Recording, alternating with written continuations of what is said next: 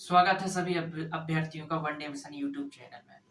भारतीय इतिहास की सीरीज हमने प्रारंभ की थी, जिसमें से आज का जो अध्ययन का विषय है वह है विदेशी आक्रमणकारी।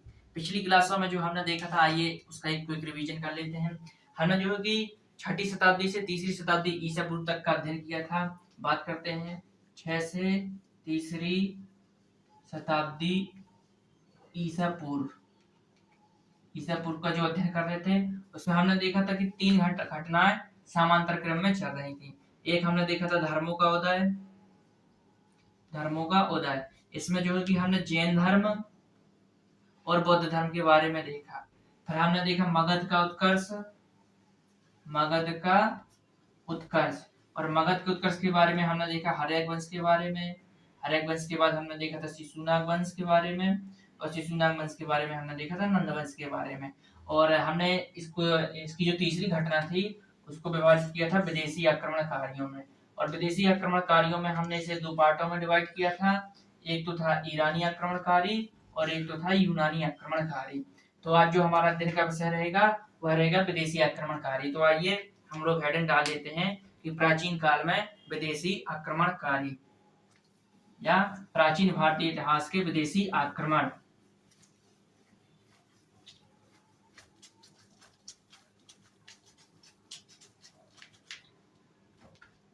तो विदेशी आक्रमण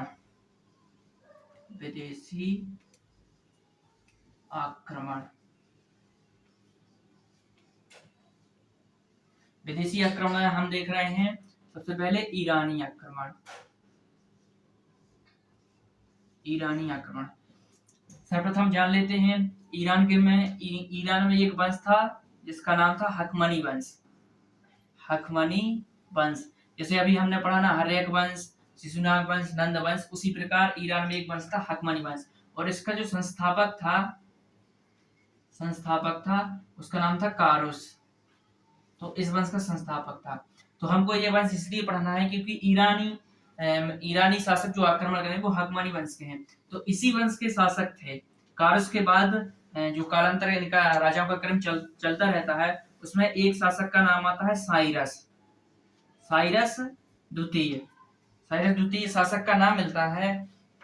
तो इनके बारे में यह बिंदु याद करना है कि इन्होंने जो है भारत में पहला विदेशी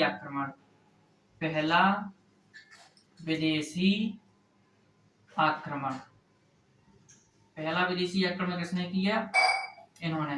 परंतु वह कैसा रहा? असफल रहा। इसलिए हम यह कह सकते हैं कि जो पहला असफल आक्रमण किसने किया, तो वो किया साइरस द्वितीय ने। अब बात करते हैं इसी वंश के जो शासक हुए, जिनका नाम था डेरियस प्रथम। और इन्हीं को जो दूसरा नाम मिलता है वो मिलता है दराय बाहु भी इनका दूसरा नाम मिलता है। अब इनके बारे में ये जानना है कि पहला सफल आक्रमण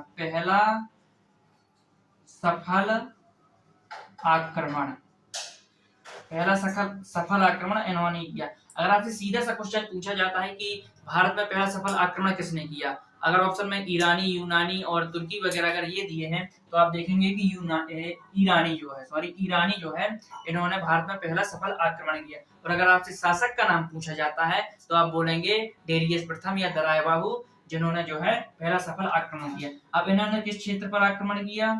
तो हमने देखा था महाजनपद काल में गांधार, कम्बोज और सिंध का जो क्षेत्र था, अर्थात जो आधुनिक अफगानिस्तान और पाकिस्तान वाला क्षेत्र है, वहां पर इन्होंने आक्रमण किया और अपने जो साम्राज्य का 20वां प्रांत बनाया। किसको? जो ये भारतीय क्षेत्र थे, गांधार, कम्बोज और सिंध। अब बात करते हैं जानकारी की। कोई स्रोत तो होना चाहिए कि अगर पता चले कि आक्रमण कब किया, कहाँ किया, इसका कोई लिखित वर्णन। तो भारतीय इतिहास के जो उपलब्ध ग्रंथ हैं या अभिलेख हैं, उसमें तो इसका वर्णन नहीं मिलता। पर जो ईरानी अभिलेख हैं, जैसे हम बात करते हैं पारसी पोलस एक नाम मिलता है, एक नक्शे रुस्तम, पारसी पोलस, नक्शे रुस्तम, और एक और अभिलेख है जिसका नाम मिलता है बेहिस्तून अभिलेख। बेहिस्तून, बेहिस्तून अभिलेख, ये तीनों जो अभिलेख हैं और ये हकमानी शासकों से संबंधित हैं। हकमानी शासकों से संबंधित ये अभिलेख हैं जिनके नाम पारसी पोरस है, नक्शे रुस्तम है और बेहिस्तून अभिलेख है। तो इन अभिलेखों में जो जानकारी मिलती है कि जो दराय बंगू का जो क्षेत्र था उसका 20वां प्रांत कौन सा क्षेत्र था, गांधार, कंबोज और सिंध, तो इसकी जानकारी मिलती है। अब बात करते हैं एक और शासक के बारे में जो इसी वंश से संबंधित था, डेरियस तृतीय।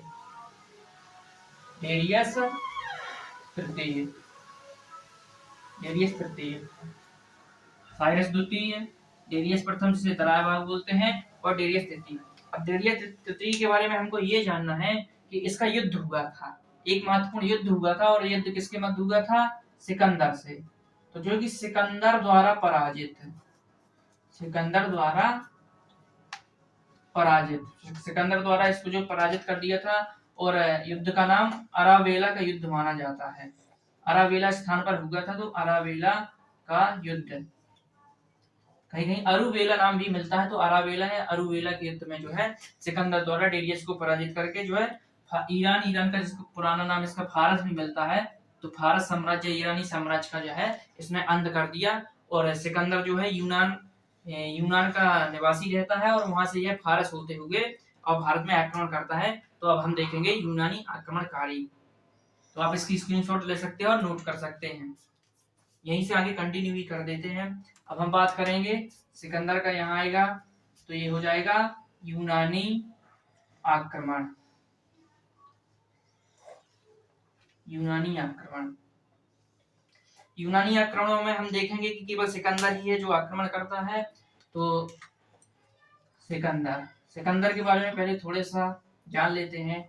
इसने जो है भारत में आक्रमण किया 326 ईसा पूर्व, 326 ईसा पूर्व, 326 ईसा पूर्व आक्रमण करता है। हमने एक तथ्य पहले पढ़ा था कि इस समय मगध का शासक कौन था, तो मगध का शासक आप लोग कमेंट में बता सकते हैं, और याद नहीं आ रहा है तो मैं बता देता हूँ, नंद वंश का आखिरी शासक धनानंद जो था वह इस समय मगध का शासक था। हालांकि इसने मगध तक आक्रमण नहीं किया, परंतु जो प्रमुख शक्ति थी वह मगध थी। ये क्वेश्चन ये पूछा जाता है कि इस समय मगध का शासक कौन था। आइए अब थोड़ा सा इसके घटनाक्रम के बारे में जान लेते हैं। घटनाक्रम, घटनाक्रम अर्थात इसने आक्रमण का इसका क्रम क्या रहा। तो सिकंदर का जो पहला आक्रमण हुआ था और उसमें जो महत्वपूर्ण है वह है तक्षशिला। तक्षशिला पर इसने जो है आक्रमण किया। पूर्वोत्तर सीमा में इसने पहले आक्रमण कर दिया था, जैसे कि गांधार, कंबोज हम पहले पढ़ चुके हैं, और जो महत्वपूर्ण आक्रमण है वह है तक्षशिला। तक्षशिला का इसने महत्वपूर्ण आक्रमण किया, और इस समय जो तक्षशिला के शासक थे वह है आम्भी।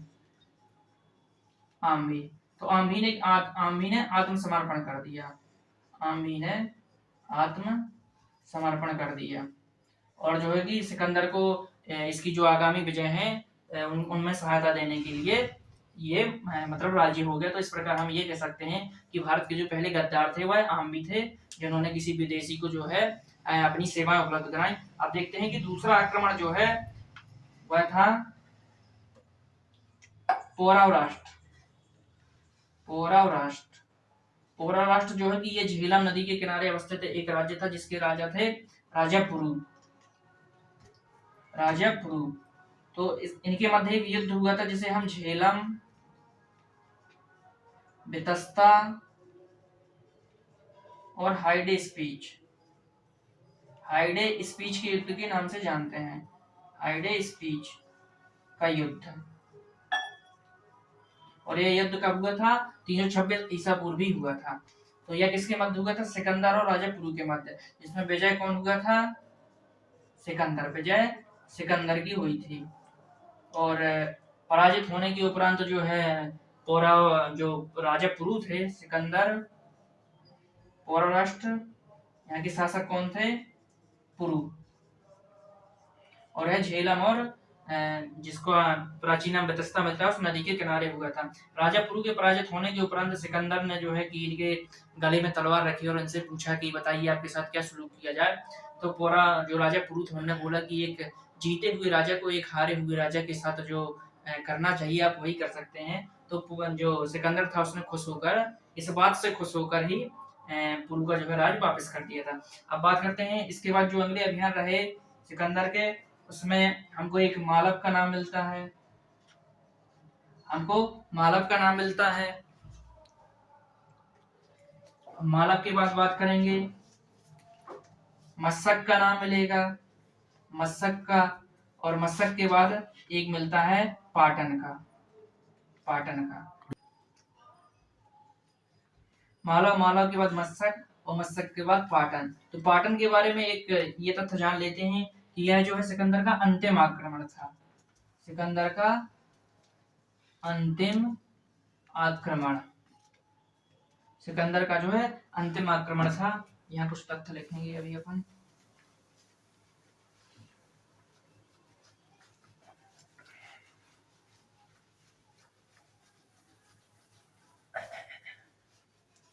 प्रमुख जो सिकंदर के अभियान रहे उनमें से देखते हैं कि तक्षशिला जिसके शासक आम भी थे, इन्होंने आत्मसमर्पण कर दिया। पूरा राष्ट्र था, यहाँ के राजा जो पुरु थे उनके मध्य झेलम बतस्ता का युद्ध हुआ जिसमें सिकंदर विजयी होता है। फिर एक मालव होता है, मस्तक होता है और पाटन, पाटन जो है सिकंदर का आखिरी अभियान होता है। अब बात करते हैं कि इसके जो प्रवास की, इसने भारत में जो प्रवास किया वह 19 महीने, सीधे टाइम ही पूछ सकता है आपसे कि 19 महीने का प्रवास किया। और पाटन इसका आखिरी अभियान था जो ब्यास नदी के किनारे अवस्थित था।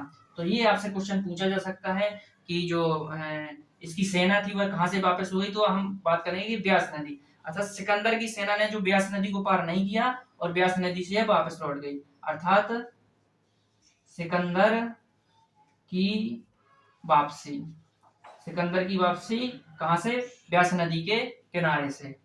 तो ये आप महत्वपूर्ण फैक्ट हो गया। अब बात करते हैं जैसे इनके सेनापतियों के कुछ नाम मिलते हैं, सेनापति जिनका कालांतर में युद्ध होता है चंद्रगुप्त मौर्य से, तो आप एक ये नाम याद रखेंगे सेल्यूकस, सेल्यूकस का नाम याद रखेंगे।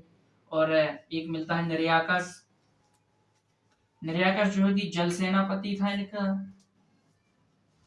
जल सेनापति, और सेल्यूकस ये थल सेनापति था, थल सेनापति था। सेल्यूकस का आप नाम याद रखेंगे, जब हम मौर्य साम्राज्य के बारे में पढ़ेंगे तो इनका जो है वहां बहुत महत्वपूर्ण योगदान होता है। अब एक और बात करते हैं, जब सिकंदर ने जो है भारत में आक्रमण किया तो भारतीय क्षेत्र में उसने जो है कि 2 महत्वपूर्ण नगरों को बसाया, एक तो निकैया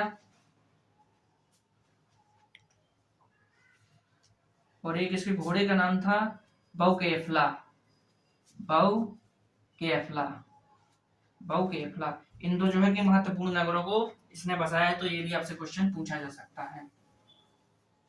अब बात करते हैं कि इसने जो आक्रमण किया उसके प्रभाव क्या होंगे, प्रभाव की बात कर लेते हैं। प्रभाव की बात कर लेते हैं यूनानिया सिकंदर के आक्रमण के प्रभाव की बात करते हैं कि जो इतिहास का वैज्ञानिक लेखन है, भारतीय इतिहास का वैज्ञानिक लेखन यहाँ से प्रारंभ हो गया। वैज्ञानिक लेखन, वैज्ञानिक लेखन हम ये कहेंगे कि अर्थात तिथिवत ब्यौरा, अर्थात जैसे हम बात करते कि अभी तक हमको महत्वपूर्ण तिथियां या ऐसे कोई ऑथेंटिक सोर्स नहीं मिलते, पर यहाँ से जो है कि हम देखेंगे मौर्य साम्राज्य में तो उनकी जो तिथियों के ऑथेंटिक सोर्स हमको प्राप्त होते हैं। तो हम यहाँ ये कह सकते हैं कि भारतीय इतिहास का जो वैज्ञानिक लेखन है यहीं से प्रारंभ होता है। और यूनानी ज्योतिष का प्रभाव भी जो कि यहाँ से हम देखेंगे, यूनानी ज्योतिष का प्रभाव पड़ेगा।